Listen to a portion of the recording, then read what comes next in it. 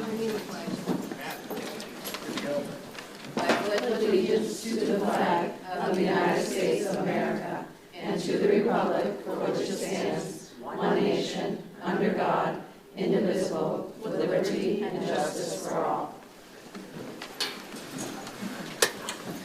Thank you very much, and welcome everyone.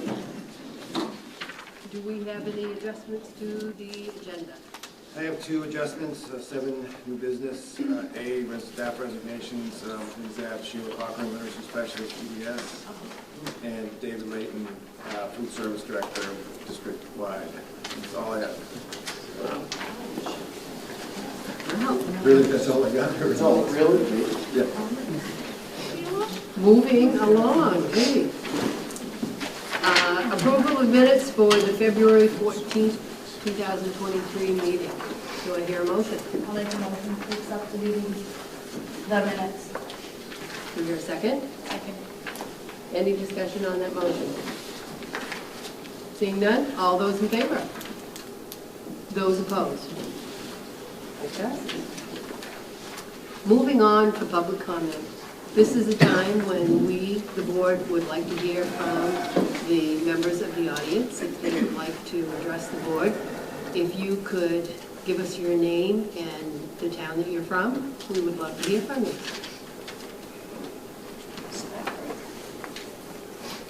Hi, my name's Linda Seavey, and I live in Plymouth.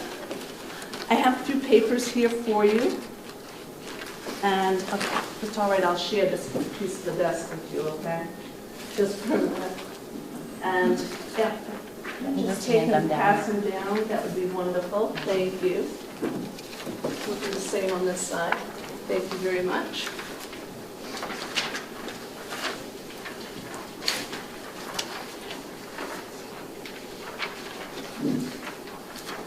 Thank you.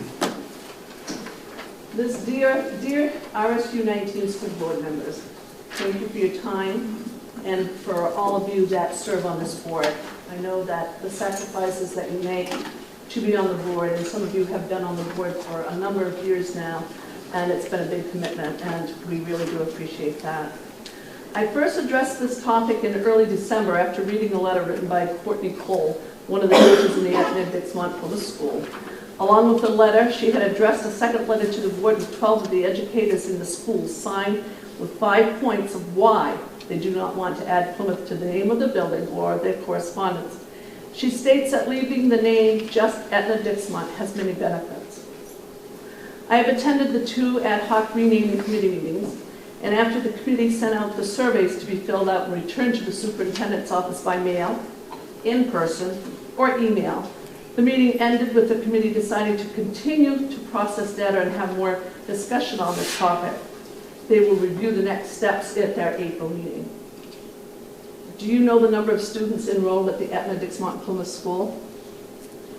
Etna has 65. The next one is Plymouth. Plymouth has 64. Dixmont 52. The teachers addressed the financial consequences that would occur, and the committee had already reached the cost, researched the cost of a new sign, and it would be about $250. I opted to pay that $250. Speaking of maintaining pride and camaraderie of all past, present, and future students, when will Plymouth students be included in this district? After 50 years of being in Newport schools, once the new school was built, we were notified that we would no longer be in Newport, that we were being moved to Etna-Dixmont because of demographics. The word history is mentioned numerous times in these meetings. We're making history here today, as this school board hears this request to include Plymouth in either the name of the school or on all correspondence. If not Plymouth, then another name that everyone can agree upon. I have also heard from parents in the school that the children say a pledge in the mornings, and Plymouth was included in the pledge, and now it's not. Either include Plymouth students or drop the pledge altogether.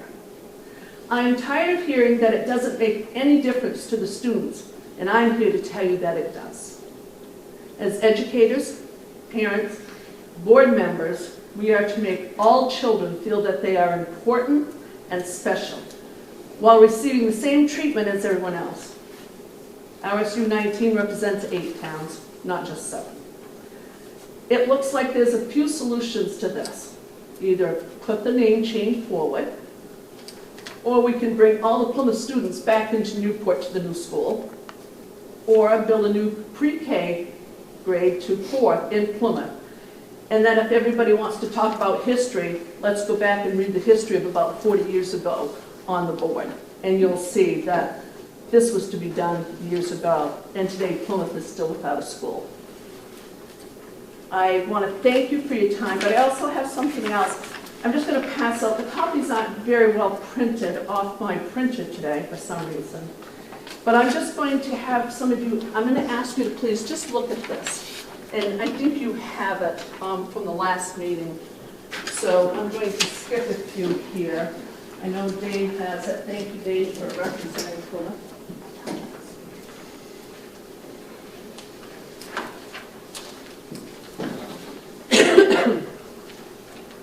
Thank you.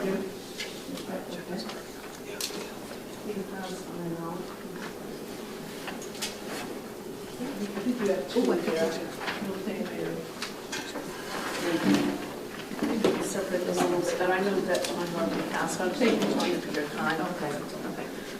When you look at this, I have one thing that I'd like you to think about.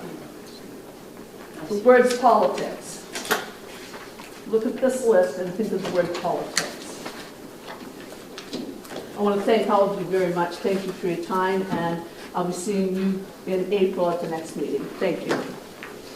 Thank you very much. Was there anyone else in the audience who would like to address the board? I'm Courtney Cole.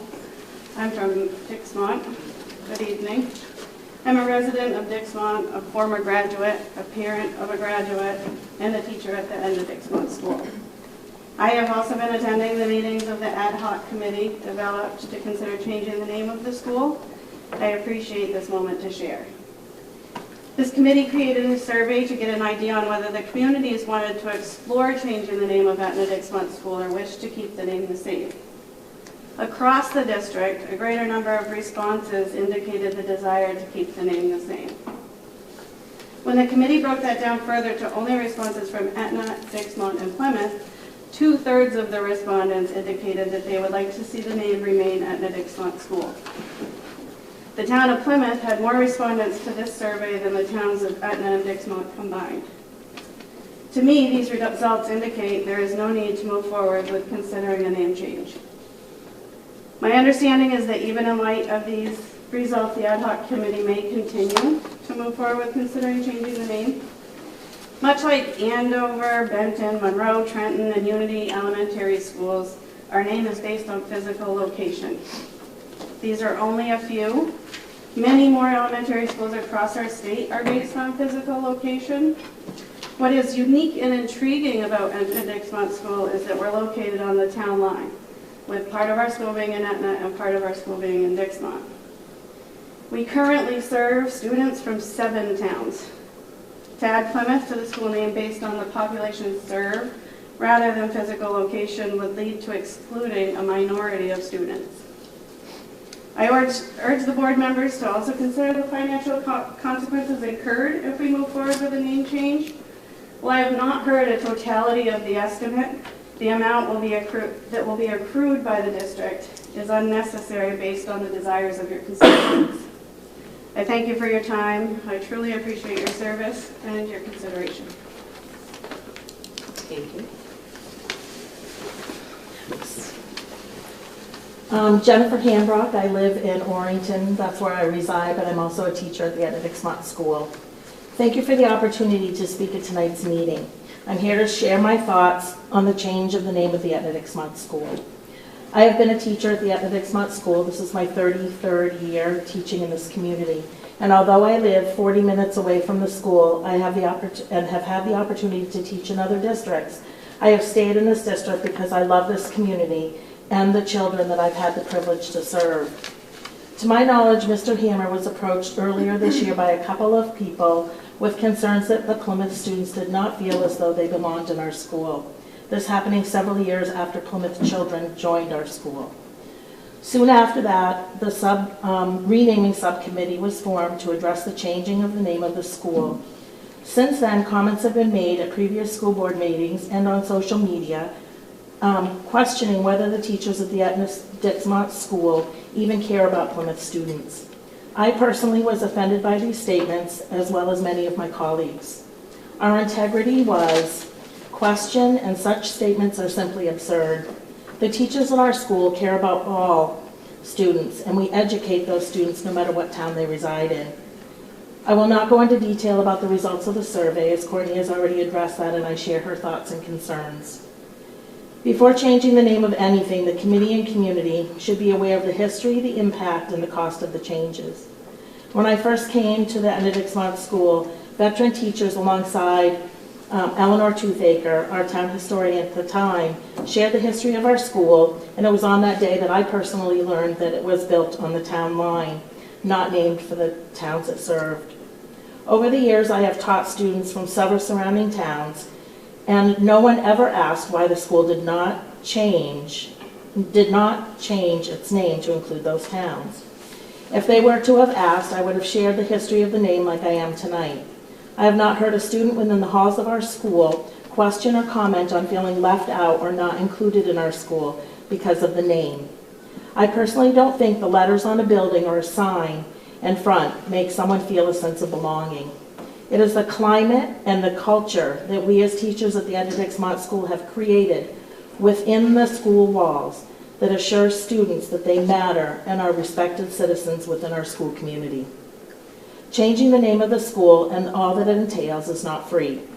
I would encourage the board and the citizens of our town to ask for an estimated cost and know who will be responsible for paying for it.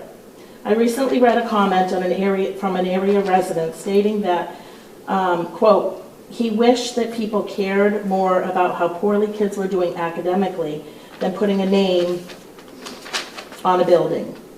I asked this question: could money be better spent providing learning materials and PD for teachers to learn new and best practices in education so that you can see our test scores improve? I would encourage the RSU 19 staff, board members, and community members to come together to share ideas, educate one another, and agree upon an outcome. Attending meetings, carefully reading the literature, listening to public opinion to find out more whether the topic is academic achievement or name changes before you make a decision. Thank you for your time and consideration. Hi, I'm Grace Sawyer, and I live in Dixmont. And I wrote things out because I digress. When you've lived as long as I have, you can digress on anything. And I didn't want to do that to you, so here I am. And I timed myself, and it's less than 2 minutes. So, I'm here tonight because there is so much discontent and negativity everywhere. I decided to launch a one-woman campaign to spread some positivity. So, here I am, and you're the first. If you want a list of where I'm going, I can provide that to you. Anyway, I'm here to thank you for all that you do as a school board. My list of thank yous is based on my experiences as a school board member in Whitefield, Maine, when we lived there. You do so much that never shows. Number one, thank you for your time outside of the meetings, reading the volumes of material that you get. Number two, thank you for dealing with controversial situations that can even sometimes seem intimidating. 3, thank you for listening to the people you represent. 4, thank you for considering the data and or facts that, see, no, I went and forgot it, that show the information before you make a decision. 5, most importantly, and I know you do this, Thank you for considering the cost of each and every decision. I think, as a citizen and a former school board member, considering the cost is the absolute most important thing you can do because you want your school budget to pass on the first vote. How many has it taken in past years? So I know you want to avoid that. Finally, thank you so much for your time and commitment to RSU 19 schools. Thank you. Thank you very much. Anyone else? Being none, thank you. Oh, I apologize. We do have one more. I was just going to have it read in communications, but this is from Bonnie Cole, one of our Dixmont residents who cannot be here today because she's home with illness. And she starts this letter by laying out the association with the school, with her sister-in-law in the first graduating class. Children have attended the school, grandchildren have attended the school, one child is on the memorial brick wall in the playground. Her interest in this issue is twofold, survey and cost. Completed the survey and returned it as instructed. Survey is a way to gather data as long as it is conducted with equity, integrity, and inclusive of all necessary information. In addition, to be transparent and absent of any conflict of interest. This leads to my second concern, cost. We have always been very fiscally responsible, and the cost of the name change venture would influence our vote. Lastly, in this contentious debate, please remember that passion is often mistaken for opposition. And as a clinical social worker, I hope that my grandchildren who have long-term relationships in all the communities are spared the vitriol being spoken by some of the adults. Grace to all, Bonnie Cole. Thank you. Moving on. Reading of communication. Okay. Reports, superintendent. Yes, I wanted to say that last week, 2 weeks ago, Brian Martin and I went up to UMF to try to recruit some teachers. It was nice to have him. He's the alumni of UMF. There was a lot of interest in social studies. I've never seen so many social studies graduates coming out. Unfortunately, we were looking also for some math and science, who are a little bit harder to find. We will continue that quest going to the University of Maine on April 13th. Regardless, it's very nice to be at the table, meeting with young graduates, getting RSU 19 out there. Again, I will remind you that a teacher coming up right now can go to the table that they want in the district, in the area that they want to be in, and 9 times out of 10 they will find an offer there. So I think there's a couple people who understand where we are. Actually, there's a young lady who grew up in this community. Potentially she'll come back. But right now that's the market. So the more that we're out there, we're centrally located, and we're talking about between Bangor and Waterville. Hopefully we'll get some people who want to come, but I'll tell you it continues to be a very tough market. And we do have some openings, but hopefully we'll get out there and continue to find those openings. Last Friday I went to the science fair. Some very interesting topics. It's always fun to walk by and just look at the topics to see what's coming across the kids' mind. It's really a fun time if you ever get a chance to see it. I've seen some on, I didn't see as many on the local fishing population and the local street dairies, or necessarily the agricultural ones that I've seen in the past, but I really saw some neat topics in the science fair. And I know that, I saw on Mary's report, if you look through, there are kids who, if they win the science fair at the state level, they get automatic tuition, and I think their son won that. And so, if your interest is there, the sky's the limit as far as I'm concerned in terms of going there. I did do a welding visit today. It started out as a welding visit at Chimbro with Tri-County. As you know, we're trying to put that program, if all comes together, over at the satellite program by our office. But it ended up also being a continuation of the conversation about pathways that our young people can have right now. And I'm not, I would promote Chimbro just as much as I would the one that we're going back to, the aviation one at the airport, in terms of pathways the kids can go into it. And I'll just talk about the one at Chimbro for a minute, because those kids can come in as, they don't even call it the boot camp anymore. They're talking about, it's got another name for it, but kids can actually get $18 an hour to train and to learn a skilled trade there, and then they can continue to go on. So our juniors and seniors, if we can promote this product, and they don't, there's just, the doors can be opened up to leadership, to a number of things there. It's the same thing with the aviation one. Remember we talked about there's electrical aviation, there's the upholstery, there's the actual aviation itself. There's so many different career opportunities out there right now for students, and these companies are willing to pay them to do the training. So it was really a super opportunity right in our backyard. And the person that we were with from Tri-County was also saying Bath Islanders are doing the same thing. So it's not definitely specific to an organization, but the pathways these kids can pick. And I know that our JMG, they asked, again, we've started the first one with JMG with Chimbro, and those kids get $500 after they do the 40 hours. Some of those kids in our program are already saying, I want to work for Chimbro as a welder. So I can't think of a better opportunity in our local community.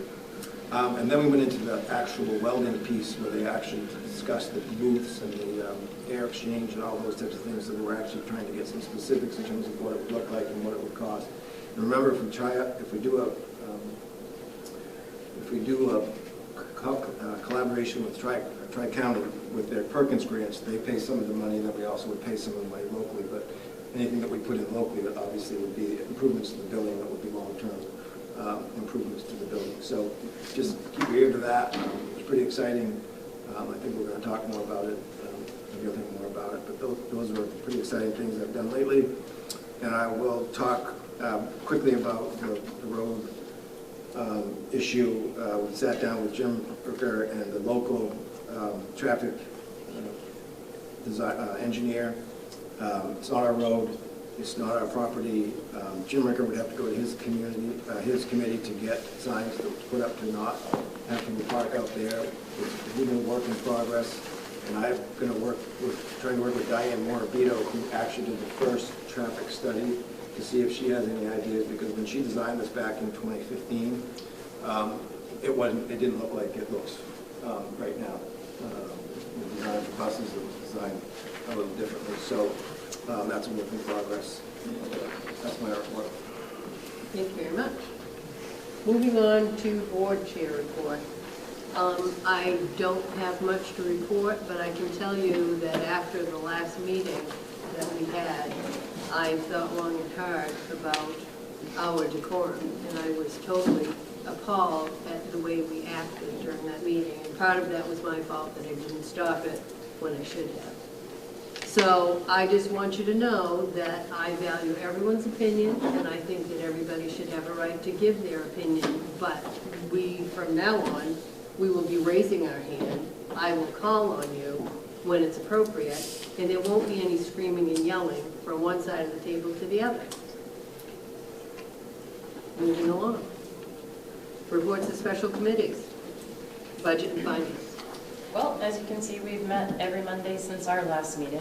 So just to give you a quick rundown, on the 27th, we reviewed curriculum, transportation, system administration, and our debt services. We were also presented with our EB 279. It seems like I'm going fast. The details of these reports are in your packet. On March 6th, we took up technology and special education. On March 13th, we focused on our elementary schools, all three of them, spent time with their principals and administrators. And then last night was the high school, middle school budgets. Coming up next Monday, the 27th, we are finishing up the itemized reviews with building maintenance, food service, and adult education with nurses. After that, we will go back in the workshop to revise once we have final insurance numbers and other information also. So that is where we are currently at with the budget. Any questions for Budget and Finance? Thank you very much. Moving on to building. So we met on March 8th. We started off with discussing the repairs in the budget for next year's budget. And one of the problems that she expressed in that meeting was a difficulty getting contractors to commit to a definite timetable and show up on site to complete work even for this year. She's got a few items that she had, like driveway repairs, boiler work, and roofing, that she has yet to give committed prices for. But at least in the initial round of the budget, we agreed that we would send the list she had prepared to the budget committee as is and deal with cuts later. We received snow removal proposals. I don't think anybody bid on all the schools, so we broke up the recommended allotment. Mark Erskine, we would recommend giving to Etna Dixmont Elementary. Katahdin Property Services would do Somerset, and Whitney Family Fields would take care of Sebasticook and the Combs. Did you have the actual numbers? I do not have them on. If anyone wants them, they can get it to them. So that's, I believe the board has to accept the bids. You did as a committee, but if you want to bring it back to the board, bring it back to the board. And you did that? You have them back. Yeah, we've always done that. Okay. So that's where we're going. If you want the information, you can ask Mike or Alicia for more information about how those bids should go. I will say one of the things we talk about a lot as we make these assignments is the quality of work that's been done in the past and the quality of equipment that people can do. And this was one of the, this year, one of the things that she did was she handed out a list and asked them to fill out an equipment list. And one of the things that Whitney Family Fuels had going for them was they had more than they needed, so that if something broke, they weren't struggling to find something to replace it. So that was one of the key pieces on that. And then Mike has already talked about the Williams Road in that set. Unfortunately, there's a lot there that's going to be state of Maine and town of Newport, so we'll see where that goes.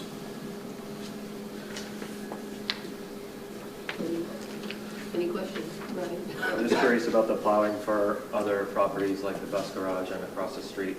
Are those separate or? That's going to be bus garage, and across the street is going to be our transportation department. Okay. That's going to be a pilot program. I've been planning for at least 3 years. Dean's got drivers, we've got the truck, we've got the tractors. So we're going to try that out, see how that goes. Okay, thank you. Any other? Yeah, I was just wondering the same thing with Whitney Family Fuels. That's a bus driver as well, correct? There's other drivers that are, I just worry about losing bus drivers through the plowing, you know, for any conflict there. No, we've got plenty of people that won't be in conflict to go and plow or anything else. Well, yeah, I mean, my concern is very similar. I mean, I know they do a variety of work, Whitney Family Farms, but, I mean, are we gonna be sure that everything's plowed on time and he gets on the bus on time to pick kids up, I guess? I guess that's my concern. That's part of the contract. Okay. You might have people working for them. Yeah, I don't know. That's why I'm asking.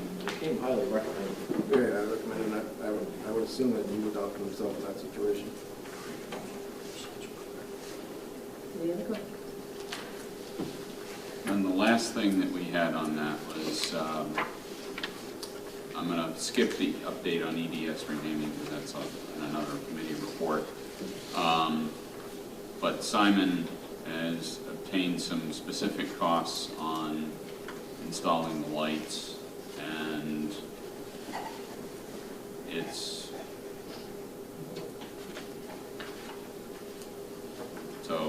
Jason, you want to add anything?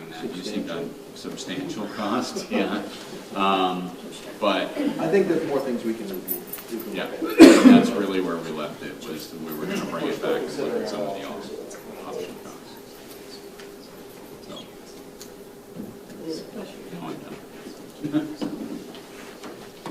Moving along, education, there was no meeting. Policy, no meeting, but I believe there are, The same agenda, that was because of weather, so that agenda, everyone sent out, either did send out, or she got it on her desk to send out same items. Public comment, and also bullying, and making sure that those are current with present legislation. And, No, you got well, I can tell you what to say. Well, yeah, all I was gonna say was, we're not meeting because of the weather, but also, we do have second reading for, student dress code, JICA, and unless Mike has anything more to say, I would make a motion that we accept for second reading, school dress code policy, JICA.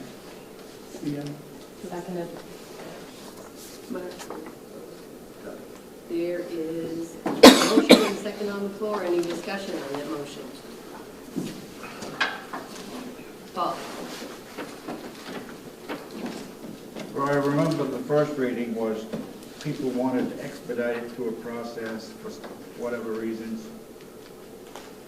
You know, it ain't gonna change, it ain't gonna this, whatever.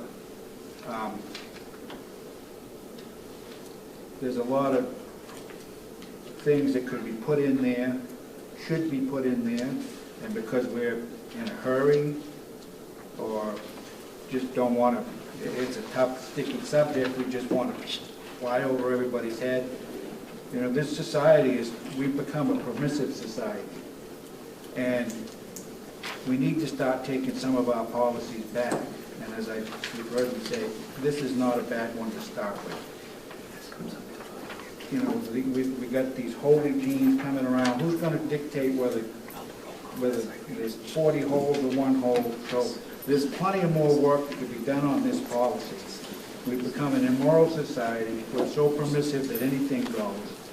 You know, these are the type of policies we should be working on, not just sliding over the tops of our heads saying, got that one done, wash our hands of it and move on. We've got plenty of space in a policy like this to clean up our schools. And these people, Mary sees it daily. She probably has to talk every so often to some person coming in. We split our hairs with midriff. Now we got holy jeans. We've got, I don't know, what do they call them? Yoga pants or leggings. I don't know what they're called. But those are pretty, on some people or any people, that's pretty permissive society. You know, society has embraced it, but that doesn't mean our school has to embrace it. We need to take back these ideologies, this wokeness that anything goes, and we need to take a chance when we have a policy running through, not to be so expeditious about it. What is it? You know, the policy committee meets every month. What are they going to do next month? You know, this is as good a policy as any policy could start to try to take back the permissive society that we've embraced here in the last 10 years. Heck, you can't even ask a scientist what a woman is. I mean, these are the policies that nip away at that process. I don't know why we're so quick to let it go. Nobody wants to tackle it. Nobody wants to. We're here to do the work for the use of the students and for the use and the environment of the school. I mean, you don't want to hear my talk about school uniforms. If you put a pro and a con with school uniform, you get a list of pros this long and a list of cons this big. Individualism is one of the ones on that side. It's always going to be there. But on the left side, I would say the pros vastly outweigh. And we can't even, some people are saying we're never gonna have school uniforms, but that doesn't mean we can't work on the policy not to have people come dressed like tramps. Thank you, Paul. Chris? I'm just going to point out that this has been on our agenda for more than 6 months now. That doesn't seem like rushing to me. Ryan? I'm going to vote against this policy because, for 3 reasons. One, if I wanted to live in a place where the government told me what my daughter could wear, I'd move to Iran. 2, I don't think that we do a good job as a board of enforcing the policies that we have. And this one in particular, I think, is going to require the board to stand behind our administrators when they call people out on it and if parents argue with it. And we don't do a good job of standing behind our policies as they are on a number of issues. And I forgot what the third one is, but that's the gist of what I want to say. I'll let you come back if you remember. Jess?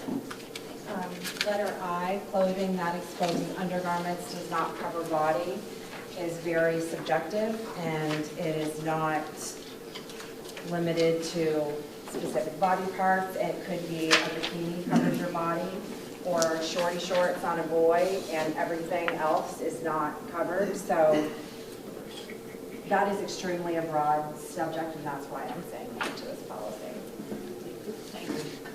Any, Jason? I still see Article B, weapons being on there. It's very broad, and I meant to show up at the meeting, but I was out of the country. One instance that the student was asked to change for having a Second Amendment sweatshirt. So I don't believe, drugs, alcohol, tobacco, yeah, those are bad things. Weapons is a very broad, and you know where I stand. I can harp on it. Anyone else? This is a question, I guess. I feel like we were told last time that the administrators support the wording of this policy as the committee has presented. That is correct. accurate? Madam Chair? Yes. This is on the table. So if somebody wanted something changed in it, they could offer an amendment, correct? Correct.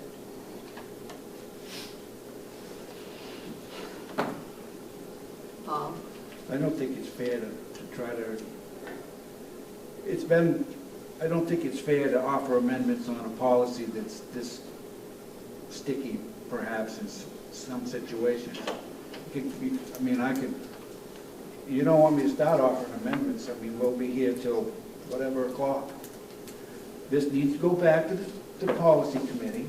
There's enough consternation about it in little ways and big ways or otherwise. I don't care if it's been to the policy committee for 6 years.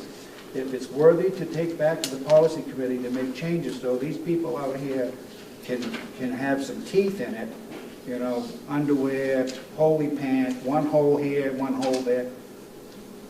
The best way to solve it is to come up with 10 things you can wear and everything else is off limits. Thank you, Paul. Any other comments, questions? If it gets shut down, what happens? We go back to hammer away at this thing some more, or is it going to die? Well, we have a policy on the books that we will live with until we have something different. Okay, here we go. Paul, we're voting. You can't use that as a part of to try to shoot this down. You can't let it sit in the back room forever because you want to maintain what you got. There's enough people here that want to make some changes that we need to move forward with trying to, it's nothing you can do in 10 minutes with amendments. That was not what I said. I said that we have a policy on the books now that will still be enforced until such times as we change the policy. Until someone wants to bring it back to the policy committee after perhaps a year, or if somebody's willing, we can do it next policy committee. At this time, we will vote on this policy. All those in favor? We want to take a roll call? Can we do roll call, yeah, because Joe's going to make sure we get the math correct. Okay, roll call. No, I'll read it. Joe, you're all ready? Go ahead. Angela? No. Susie? No. David? No. Karina? No. Paul? Paul? No. Chris? Yes. Melanie? Yes. Mark Dudley? Yes. Mark Hanson? Yes. Jessica? No. Robin? Yes. Veronica? Yes. Rachel? No. Ryan? No. Tanya? No. Jason? No. Chad? Yes. Jenny? No. Melissa? No.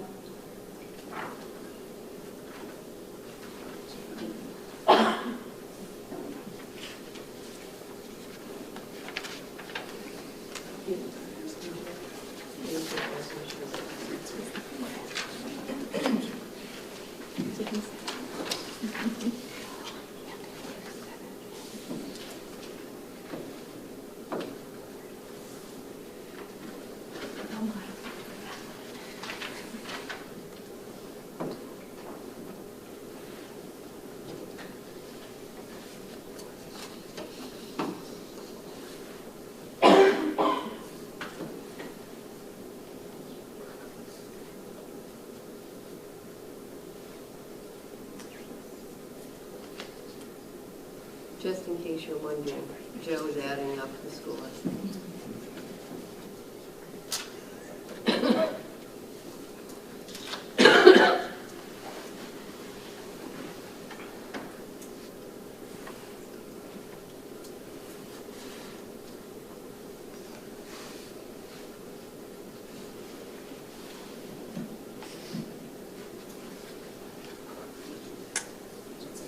No. It looks like I had 378 for, 620 against. It failed. So the policy that we have currently will stand until such times as this is brought back to the policy committee for further review. Anything else in policy?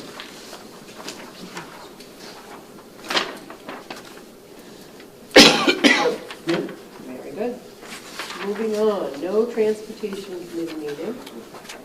Negotiations.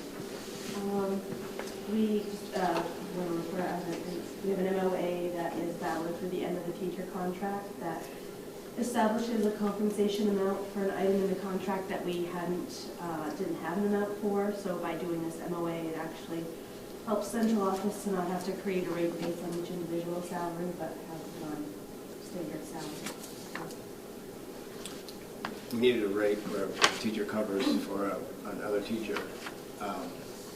We had to have an amount, and we never had an amount. We had two different articles in the contract. We're kind of working with and against each other. So we finally found a workable solution with the association and not having to have Jamie have to recalculate for every employee who does that. It's a flat rate. Very good. Tri-County. We meet Thursday. Yep. Very good. Renaming. Ad hoc committee.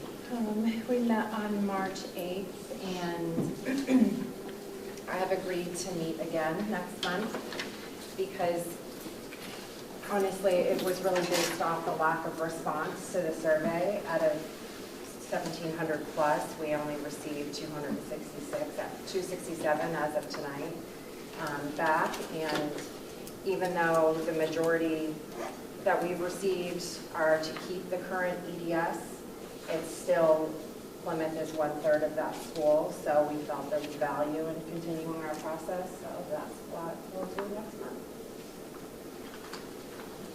Will there be any notification going out that for those who have not sent in a survey that they have? We'll need to decide that because there was a deadline, we did extend it.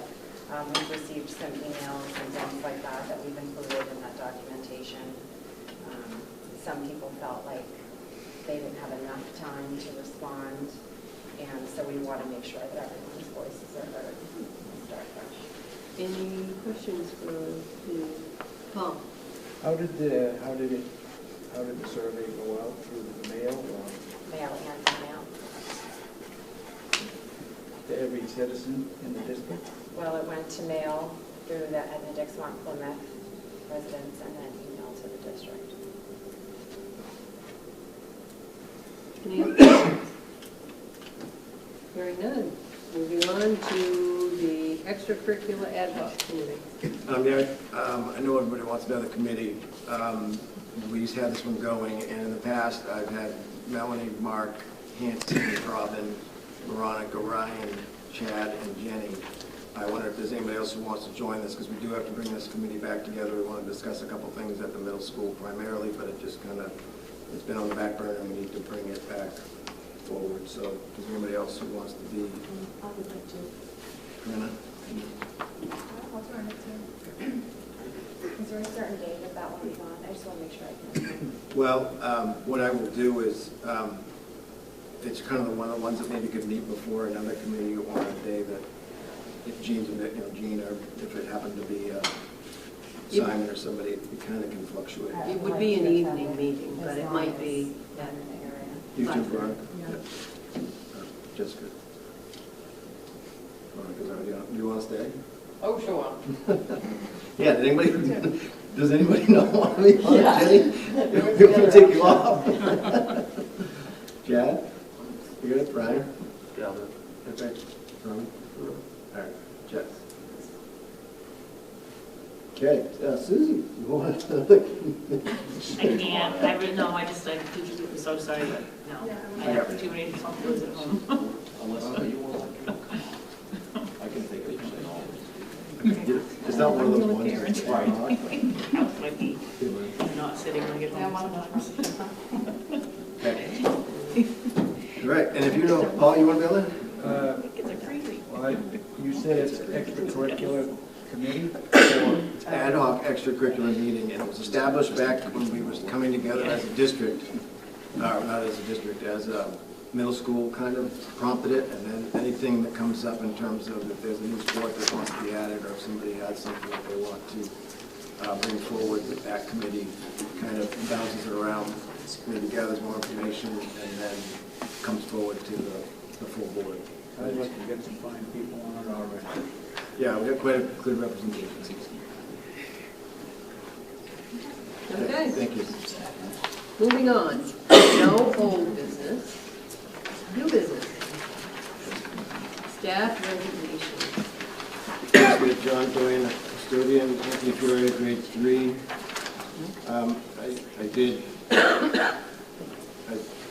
Again, that was a very difficult one when the grade 3 teacher goes, and I did sit down with him as an extra interview on behalf of Ellen, and he just truly needs a career change, and it's a very difficult time for us, a teacher, to come out, and we've seen it 2 or 3, and I'm going to tell you this again, never in my history have we had people just kind of say, I can't take it, either in the first couple of months of school, halfway through the school year, or 2/3 of the way through. But what I'm telling you is that this is not, it's not an easy profession. But I did sit down and I said, and he's thought about it numerous times with his family, and he just feels at this point in time that that's his best thing, and it's tough. He's actually leaving the Before profession school. altogether. Leaving it completely. Dennis Drew, bus driver. As I said, Sheila Cochran and David Layton, food service. So is Dave retiring? Yes, he is retiring. And what I'll do with the, just so you guys know, district position like that, I may ask for some input from a board member, and then I usually grab somebody who's from an administrator or somebody who would help, probably Joe, because Joe works a lot with the food service, the finances on the food service side, and then probably a couple of people who are in that department. But usually I do ask for a board member. Mike, is Dave staying on a while for trainer replacement, or is he? He gave me 45 days. So hopefully we'll get that going quickly. 45 days from the end of school, or 45 days in that? From Tuesday. What's today? Yesterday? Today. Yesterday. Or last Friday. I don't know. So he won't make it to the end of school? No. That's some big shoes to fill. So just stay tuned for that one. Ryan, you want to help with that? I know you express some interest in that. All right. You know how to do any cooking, Mike? Do I cook? Yeah. Not for 1,200 people. I can cook for 2. Or 4 when everybody's home. I can't cook for 6 hours. All right, Check no. the ROTC folks, and they know. No action needed. No. Nominations, none. Staff appointments. Marissa Murray, Ed Tech 3, interventionist, Plymouth Regional Middle School. Phil Shute, Ed Tech 1, special ed. Don Lewis, van driver. And a transfer, Steve Chinchet from a van driver to a bus driver. And no action needed on those. Moving on to the superintendent's evaluation. I make a motion to go into executive session to discuss the evaluation into one say 4, 5, 6, 8. Second. We have a motion and a second on the floor. I've got 20 chairs in there. If you want to get cozy or else we can tell these people to go.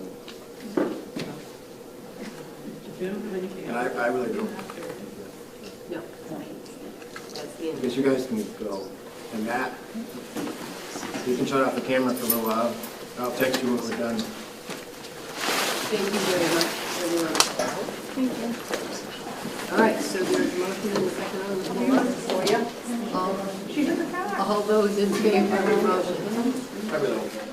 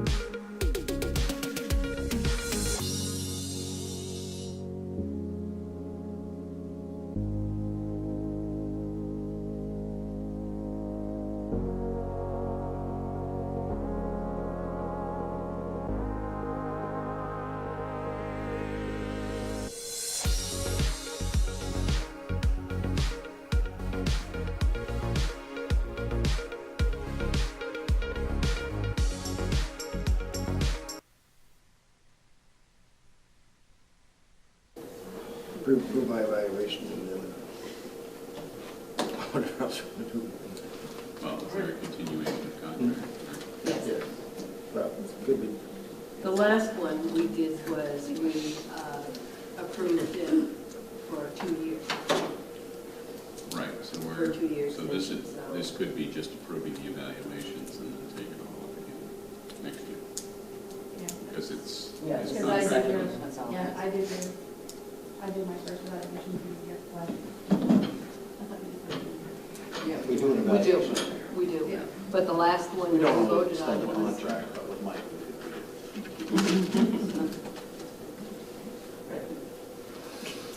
So you're gonna make a motion, Jason? If you don't, There you go. oh no, if you don't extend my contract, I'll let me know. Go do it, Jason. So we are on. So at this time, we've come out of executive session. We've discussed the superintendent's evaluation. And at this time, I will entertain a motion. If somebody wants to make a We're motion. looking at you. Make a motion to accept the superintendent's evaluation and extend his contract for 2 years. Second. There's a motion and a second on the floor to approve the superintendent evaluation and extend his contract for 2 years. Any discussion on that motion? Paul? Is the negotiations afoot for the extension of the contract, or is that already been taken care of? That will be in budget talks that we have. So we can extend a person's contract without the knowledge of how much it's costing the district? Means we get to vote on it twice. We get to vote to extend, and then we get to vote on the contract, on the amount. And Jason could add that it's going to be part of the budget process in terms of what our compensation would be. Compensation to be determined by budget. Thank you. So how long of a process is that? I know it's been, what, Another 2 years? 4 weeks? Yeah. 2 years since we did it before, right? He gave me a raise last year, and it was specific because we were on the stage and I asked for something specific. This year I'm not asking for anything specific. I'm asking for it to be determined during the budget process as the other administrators. Any further questions, comments? Hearing none, all those in favor?